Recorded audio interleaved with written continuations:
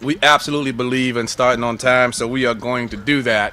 Um, Maud Hill, this is a long way from 20-something years ago. And let me just say this. I don't mean to take anything away from what's going to be talked about today or anybody.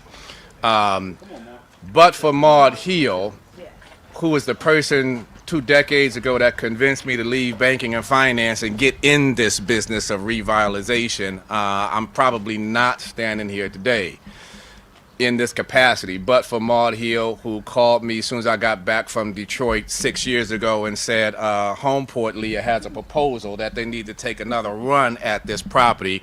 I wasn't even on staff yet, Reverend Egger, but Maud Hill found me and called and said, we're going to need your help in getting it done.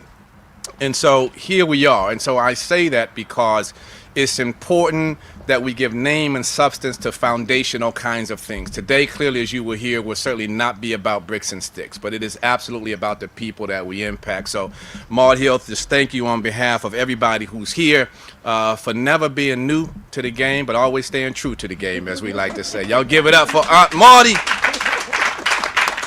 For those that haven't had a chance to meet, my name's Adam Troy. I'm here in my capacity today as the CEO for New Salem's nonprofit called the Community of Caring Development Foundation. My assignment is to welcome all of you, to make sure that you at least feel welcome. And so on behalf of our pastor, Reverend Keith Troy, and our First Lady, Minister Brenda Troy, as well as the leadership of our Development Corporation Foundation, one of our VPs is here today, Carol Perkins, who's been in this neighborhood longer than a number of people are old. So y'all give Carol Perkins a round of applause for being here.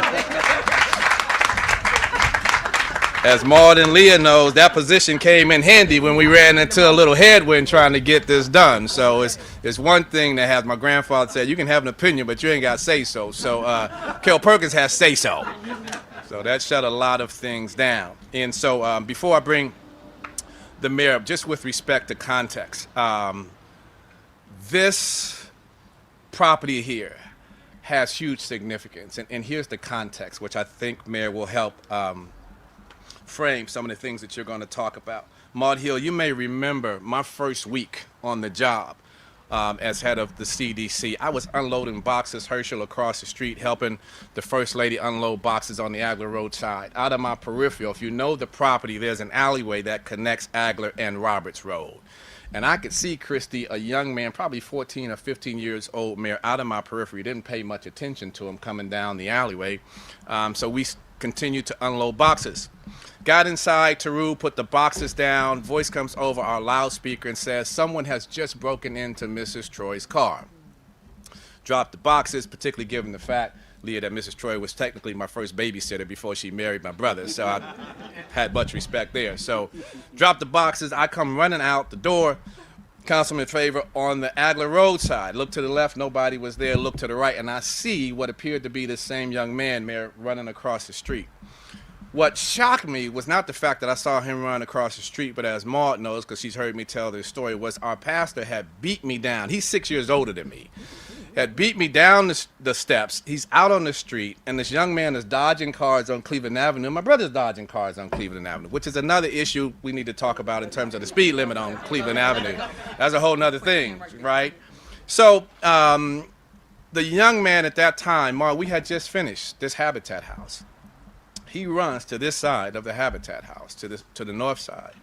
And my brother runs right behind him on the north side of the Habitat house, Aaron, and so I figured I would run to the left side, the south side of the Habitat house, and we would corner this young man, which is exactly what happened, y'all.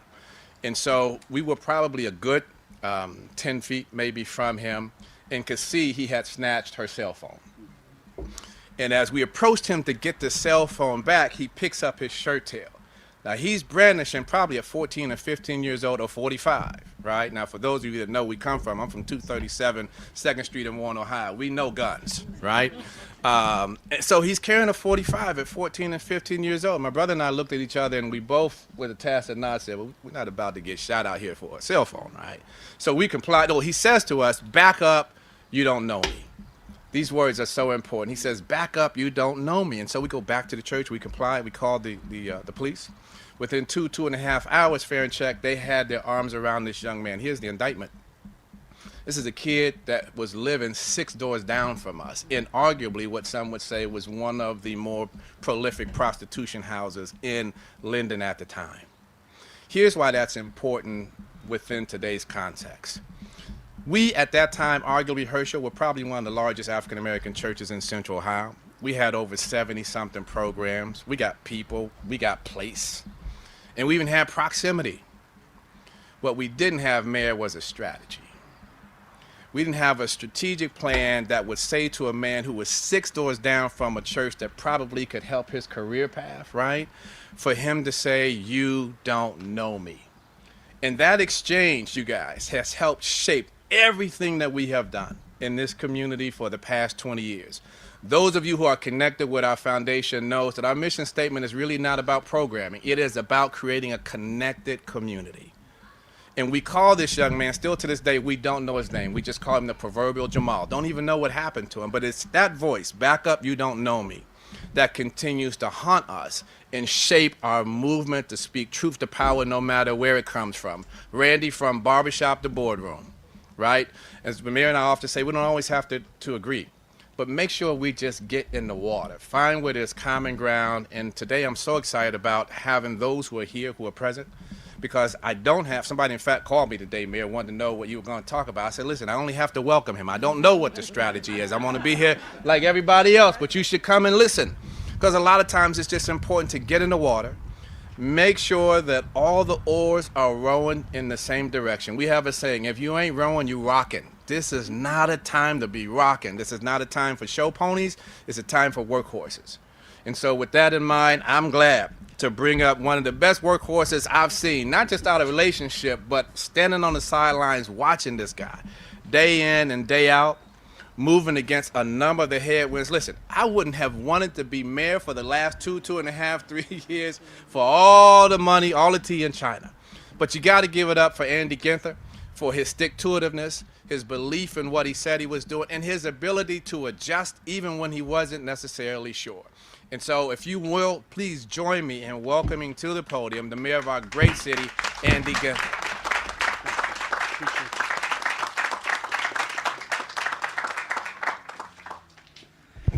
Good afternoon. What a beautiful and great day here in Columbus, and so excited to be here. I want to thank Councilmember Faber, Adam for that generous introduction, Otto, Leah, and Director Michael Stevens, and our Assistant Director of Housing Strategies, Erin Prosser, and all her colleagues at the Department of Development. Excited to be here today, along with so many of our incredible community partners, to outline our city's bold housing strategy that is truly regional in scope. This strategy comes as we in Central Ohio find ourselves at a pivotal moment. The work we have done to create an opportunity city and an opportunity region has paid off. The Columbus region is now a national destination for established large companies, exciting startups, and enterprising small businesses. We've also attracted a diverse group of new residents who are drawn to our strong economy, our quality of life, and our remarkable residents. This is a testament to the Columbus region, but it also magnifies an issue that I've been talking about since I became mayor. We simply do not have enough places for people to live. Housing is essential infrastructure, just like transportation and utilities. Our region is doing an excellent job ensuring that all our communities are well served when it comes to water, electricity, and roads. But housing is infrastructure too. Managing the availability of housing, including a diverse supply to adequately serve our current and future residents, is every bit as vital. But today, Central Ohio has a shortage of all housing types: market rate, workforce, attainable, subsidized, and affordable. For any region to sustain healthy growth, you need to be building one new housing unit for every 1.5 new jobs. So between 2009 and 2019, the Columbus region built only one house for every 2.5 new jobs we created. We're creating jobs, but we're not building enough housing. Our housing creation isn't keeping up with our job creation, and we are at a pivotal moment. Our housing scarcity is now a crisis, and today I'm calling on the public, private, and nonprofit sectors of our region to address it together. Sometimes we're getting in our own way when it comes to building enough housing for everyone. The Columbus zoning code has not been comprehensively updated in 70 years. Few things have changed in this community in 70 years, and it's time that our zoning code reflect that, and to reflect the mixed income, diverse communities and neighborhoods we want to develop as we grow. It no longer addresses the needs of our city or reflects our public policy priorities. Right now, the City of Columbus is mobilizing our resources to overhaul the code and make it easier to build the housing we need where we need it. We need our suburban neighbors to join us in that cause. We know that we have to lead as a region to help meet the needs of this crisis. Other times, housing scarcity is created. It's intentional. There are municipalities in our region that have used their regulatory tools to limit the amount and type of housing allowed in their communities. This creates artificial housing scarcity and drives up home prices. And the result is the systemic exclusion of low-income families as well as people of color from these communities. Our housing shortage is exacerbating racial and economic disparities in our region. Opportunity Rising, our administration's agenda that focuses on equity, puts forth an aspiration that no household should pay more than 30% of their income on housing anywhere in this region. If you're able to work in this region, you ought to be able to live here too.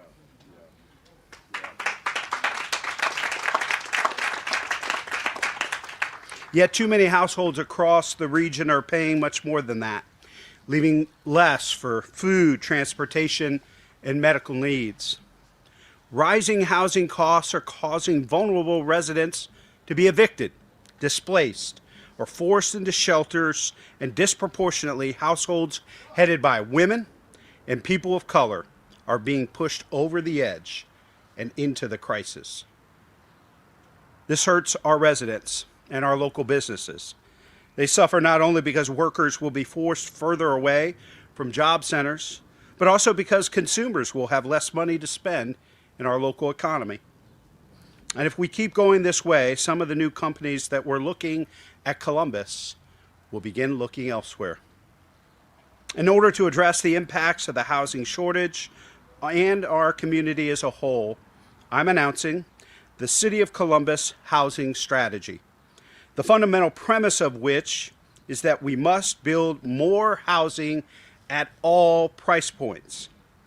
The City of Columbus will lead the way by streamlining our codes, policies, and processes so that units can be built without unnecessary cost and delay. And I'm calling on our region to double the number of units we're bringing to market at every level in the next 15 years. While we cannot be successful without addressing our housing supply, we must also deliberately invest our dollars and resources to mitigate the impacts of the housing shortage on our residents. To do that, we need to do three things: preserve, invest, and include.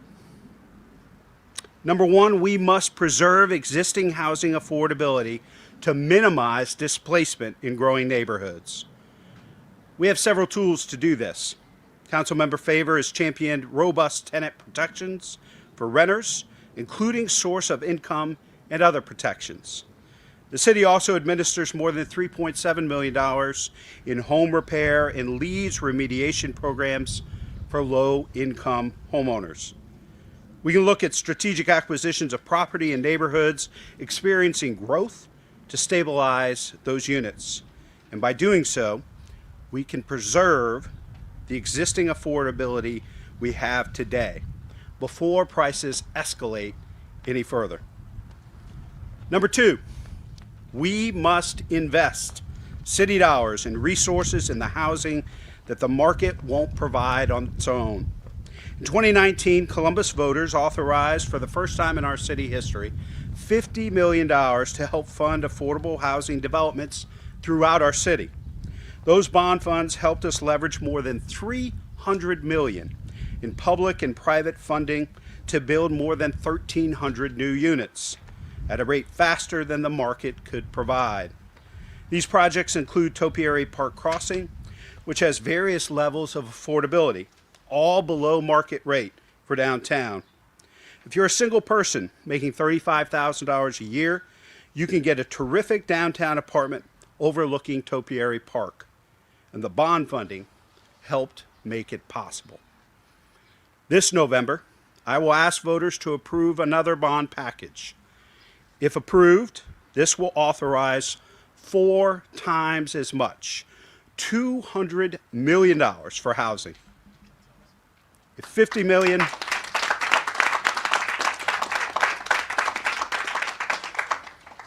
million can help us mobilize $300 million in affordable housing development, just think what $200 million can do. We believe that Columbus does public-private partnerships better than anybody in America. The city's stepping up, the county's stepping up. We need the state and the private sector to step up too. Finally, number 3, include. We must include low-income residents and people of color in neighborhoods of their choice. One way that we can do this is by asking more of developers that want residential tax abatements. I've sent legislation to City Council that will revise our community reinvestment areas, CRA's abatement policy, to create greater incentives to build inclusive mixed-income neighborhoods. This updated policy requires developers to include either more affordable units or provide deeper affordability in tax-abated projects in our neighborhoods. That means if a developer wants a city tax abatement, a single mother of 3 who earns $50,000 could rent an apartment there for just $1,250 a month. The update also extends the affordability requirement into our opportunity neighborhoods. So as those neighborhoods change, we will have affordability built into them. This is one tool in the Columbus housing strategy, but it's not the only tool to build more mixed-income neighborhoods. We will work to expand our inclusive housing policies, provide direct investment in Black home ownership, and align our housing investments with our transportation plans to ensure long-term connectivity. You will continue to hear more from me on this strategy in the months and years ahead. I'm so excited to introduce a great champion, an advocate for our residents and for housing throughout the community and the region. Please welcome Councilmember Shayla Faber.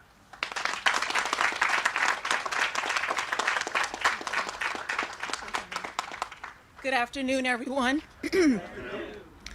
It's such a beautiful day today, given the heavy weekend that we've all just experienced. Even the wind is happy. I know you guys saw that flag slapping me around quite a bit there. Thank you, Mayor Ginther, and good afternoon. My name is Shayla Faber, and I have the honor of chairing Council's Housing Committee. Today we come together after another challenging year in which we've battled the COVID-19 variants, an economic downturn, and a housing crisis.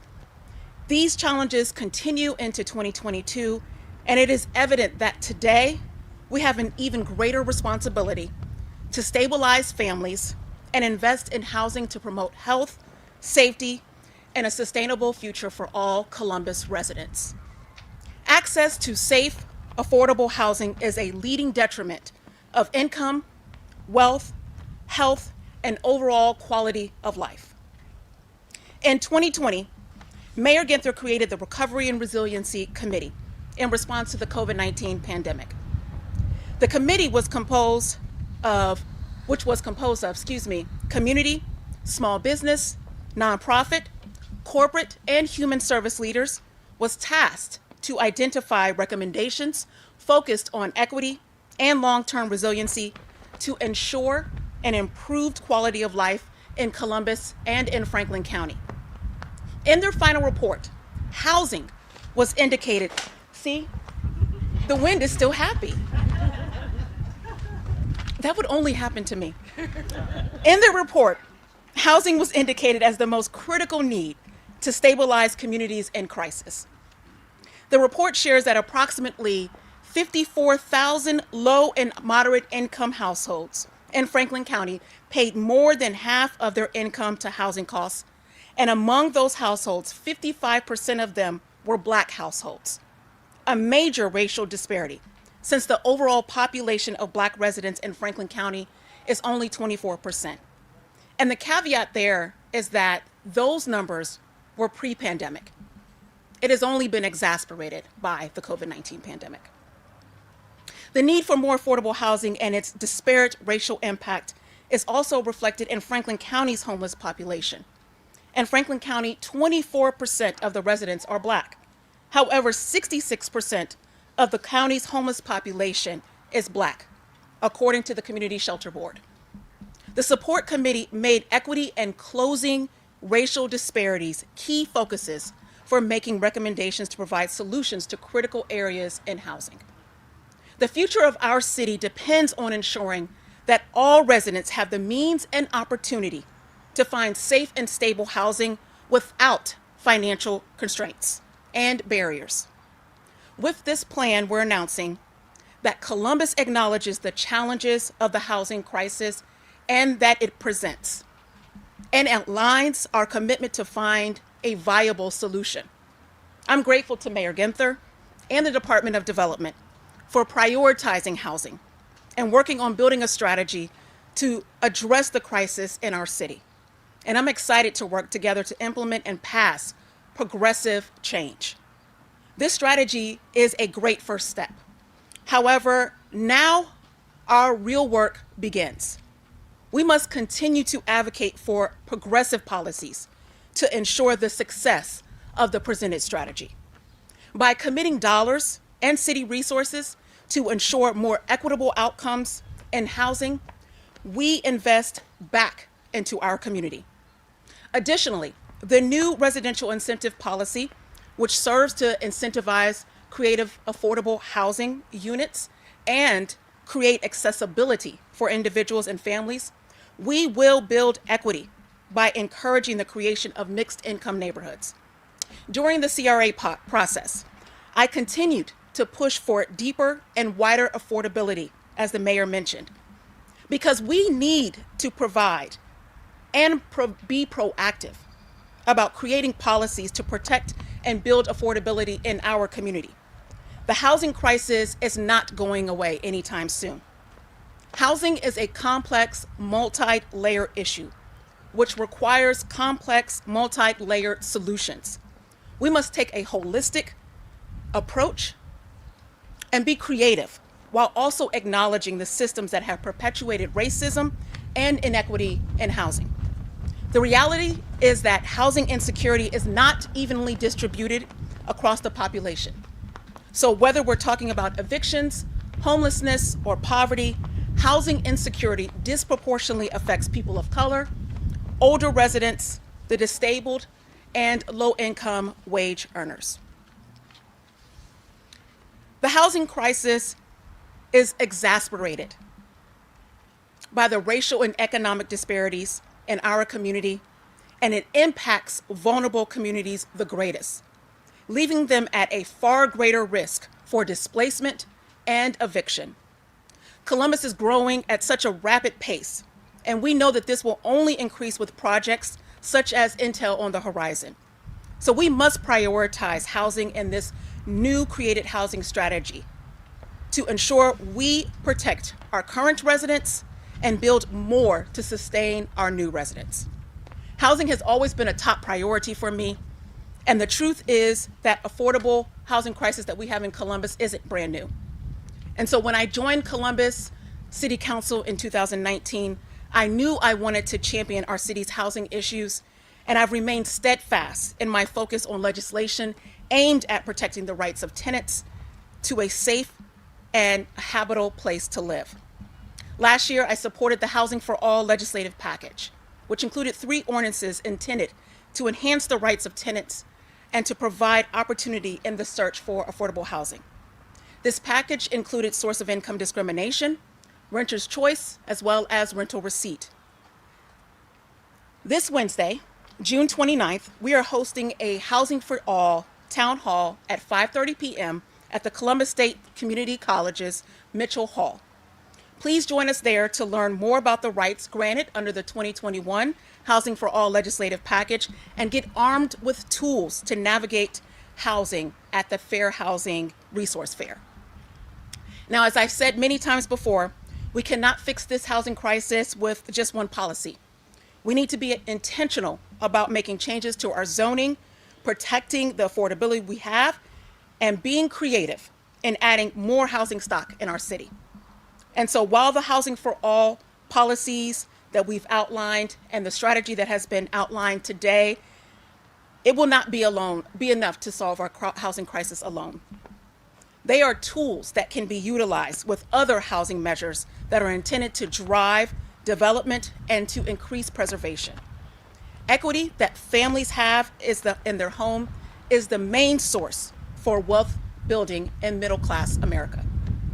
Our communities need us to continue being creative and collaborative as we work to resolve the inequities in not only the access to housing, but the development of housing. And so please allow me the opportunity to extend my greatest appreciation to every collaborator that has helped to make this opportunity possible. I look forward to continuing to working with the mayor, the Department of Development, our community partners, and other leaders in the city as we innovatively build policies and work to address this housing crisis together. Again, thank you to Mayor Ginther for your leadership in this space, and to the many community partners who worked with resilience over the past 2 years to get emergency rental assistance dollars out to residents. The pandemic exacerbated many needs to which you all answered the call to, and we are forever grateful for your partnership. I know that this has not been easy, so again, thank you. There are still emergency rental assistance dollars out there if you are listening and if you're in need of them, so please visit rentful614.org for more information. With that, I will turn it over to Mr. Otto Beatty the third.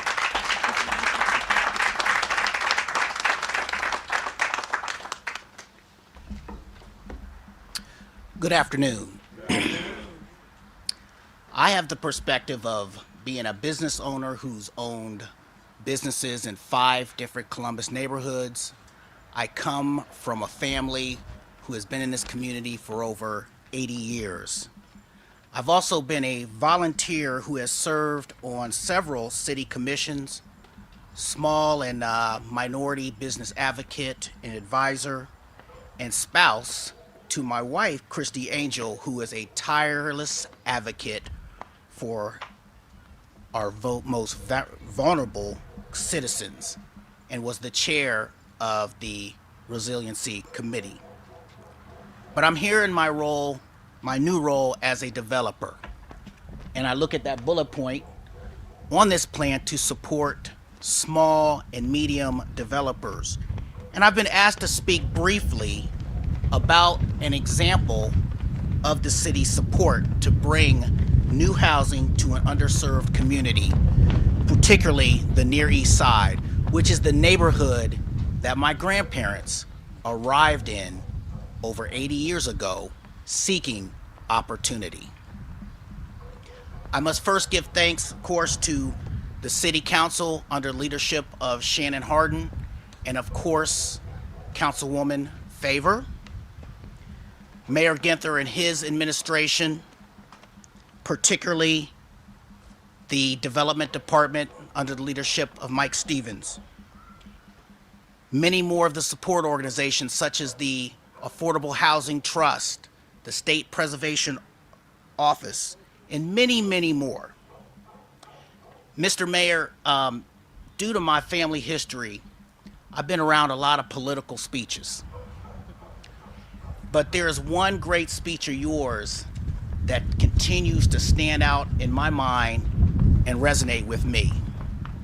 And I don't know if it was when you were on the stump speech running for mayor or it was your acceptance speech, but I remember that mantra: neighborhoods, neighborhoods, neighborhoods.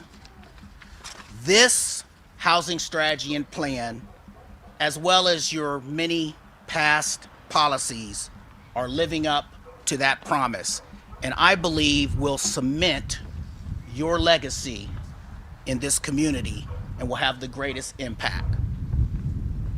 Now, the project that I'm talking about on the Near East Side it's going to be called the Parkwood Headquarters, and it is owned and developed by a unique partnership between the Kelly Companies, an established developer, Otto Beatty Real Estate, again a family and history, has great history in that area, and then the longtime owners of the property, the Ohio Baptist General Convention.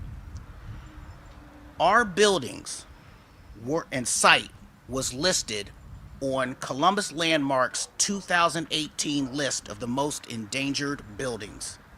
The buildings had not been in use since 1996. Sadly, this abandoned site sits next to East High School and 1 block from the MLK branch of the Columbus Library. I can only think of decades of children and neighbors who walked by that site and saw that as disinvestment or lack of investment in their neighborhood. But after 25 years of blight, we can see the light. With the help of the City of Columbus, through a $500,000 grant from that fund, and utilizing the community revitalization area incentive programs, this fall we will be providing 36 new living units to the Near East Side.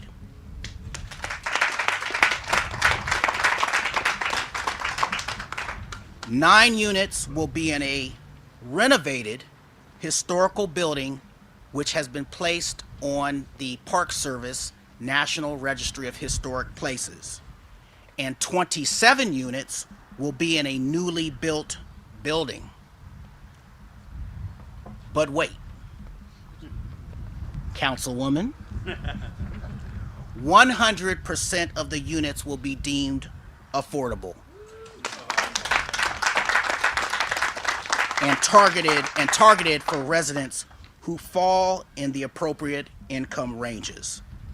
There isn't a pool or a rooftop deck or a dog walking park, but these units will be equipped with modern finishes, in-unit washers and dryers, and either no cost or low cost broadband service. Needless to say, that community is excited to see something new there. Now, when something new arrives in many of these communities, the term gentrification might be thrown out. But early interest has shown us that this is truly housing for people looking to remain in that neighborhood, return to that neighborhood, or join that neighborhood. We have even heard from seniors who are looking to age in place. I've gotten a lot of calls, why isn't there an elevator? But we do have first floor units. When we announced the project back in late 2019, we had hoped that the project would serve as an example and a model. And we are pleased to see that other partnerships and projects in the area have followed right along. You see, our housing crisis in our community and also nationwide, in some ways it's very much like the pandemic, and it will take a pandemic-like solution and mindset to solve it. And if I can take you back to the spring of 2020, I know nobody wants to go back there. In the early days of the pandemic, we often heard the phrase, We are all in this together. We are all in this together. And another phrase, everyone has to do their part. That same mindset and strong desire to create solutions must apply to this housing crisis. But one other thing that was common during those times, we also lifted up, showed great appreciation, and gave special attention for those who we deemed essential workers, frontline employees, teachers, nurses, first responders, security guards, and the like.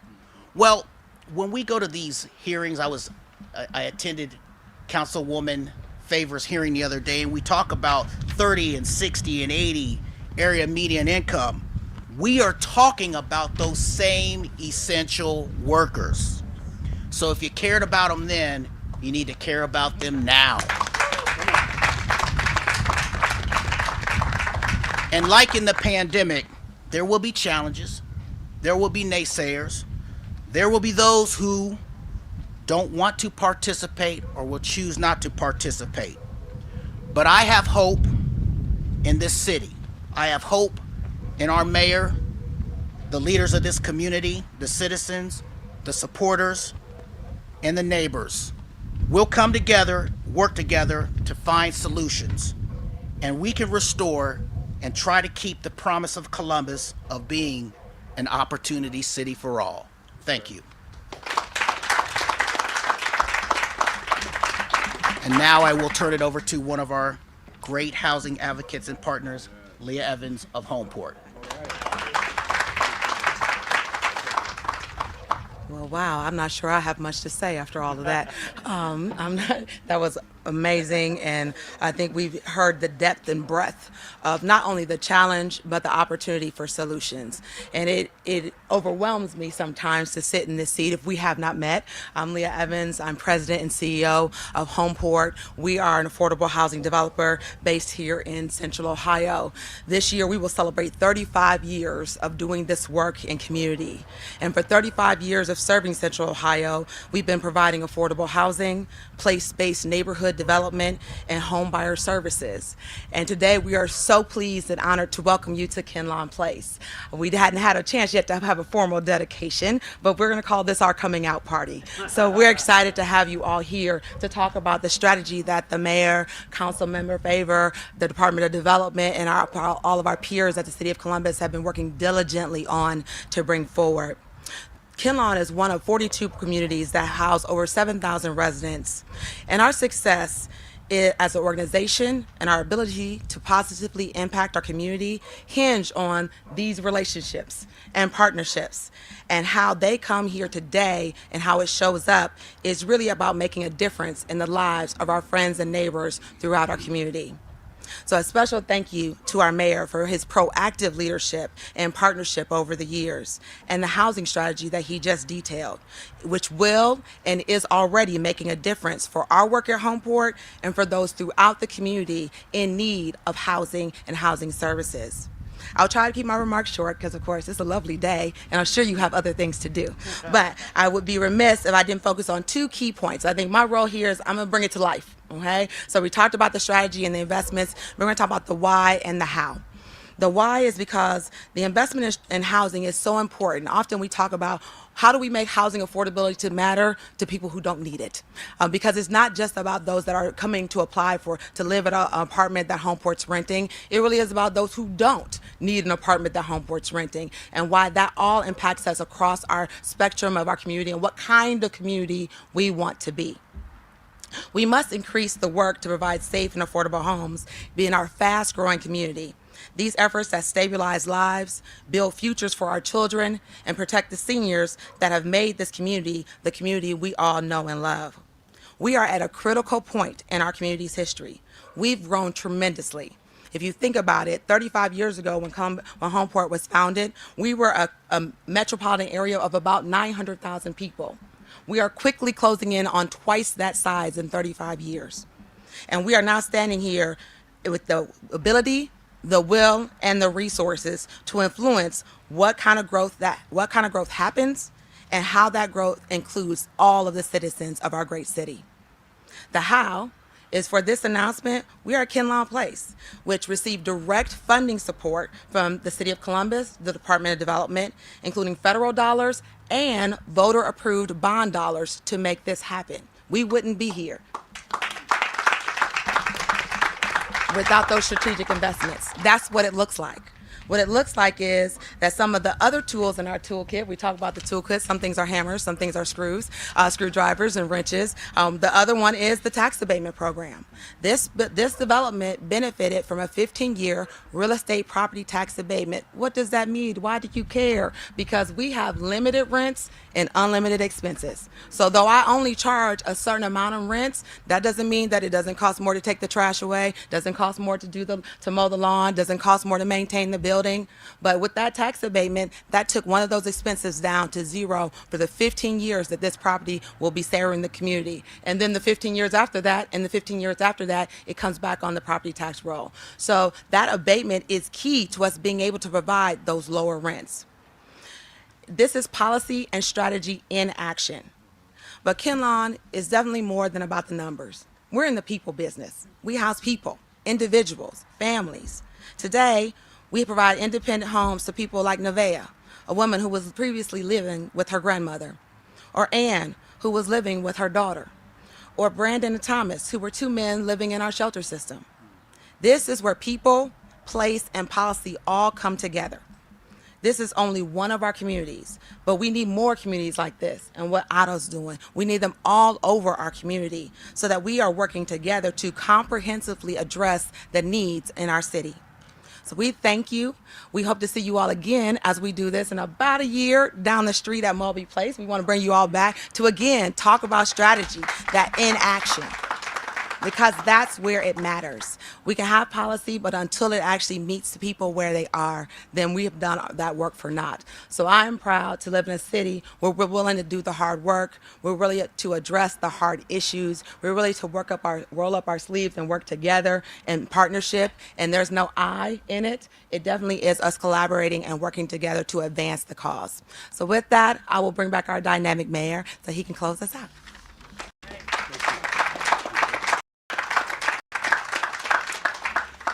She's already been recognized, but I overlooked recognizing her earlier and want to thank her for her incredible leadership. Christy Angel, who's president and CEO of the YWCA, she chaired the Recovery and Resiliency Advisory Committee that Councilmember Faber mentioned earlier, and really that the work of that group and those recommendations have guided our investments around CARES dollars, rescue plan dollars, and this housing strategy. So Christy, thank you for your service. And Senator Herschel Craig, we're not only in his Senate district, but an incredible advocate. There are resources from the state, OFA and otherwise, as well as additional housing resources we're going to be seeking to help match up with local resources, private nonprofits, and Senator Craig's been an incredible advocate for us at the State House. Thank you, Senator, for all your great work.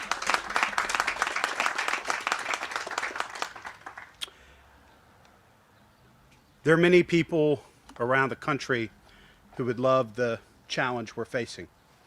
Every time I run into mayors from different cities around the country, she or he would love to have my problems. A thriving, growing community, a place where we have had unprecedented job creation and economic development, even in the midst of a pandemic. This is why the private sector is so critically important to this work. They now know and understand that the greatest threats to our economic future, from a job creation and economic development standpoint, are people and housing. We have to embrace dynamic and inclusive growth, not just in the city, but throughout the region. And this is where we need our suburban neighbors in the county and adjacent counties to join this work. We will work with you as we walk alongside in rewriting your zoning code. But we need to embrace density. We know density is the #1 contributor to affordability. We know that zoning codes in the past have been used as weapons or walls or barriers. It's time for us to tear those down and use them as a way to build the type of community and region we want to leave our kids and grandkids. We believe strongly that the future of this region is bright if, and only if, everybody is part of that. Those that have lived here who made us who we are today, and those that will be joining us, roughly another million or so folks in the region. Initially, they said 2050. I would argue, based on intel and other announcements, we might realize that growth by 2038 or 2040. There has never been a more important time in our city and region's history. What we do in the next 10 or 15 years will determine the trajectory and whether or not everybody that lives here today and then will come here tomorrow will have a place here 50, 75, 100 years from now. This is the time. We have to move with a sense of urgency and purpose to get this done, to build a future where everybody can call home. We'll stick around for questions, do one-on-ones with the press. But thank you, Leah. Thank you, Adam. Thank you, everybody, for joining us here today. Thank you all. Let's get to work.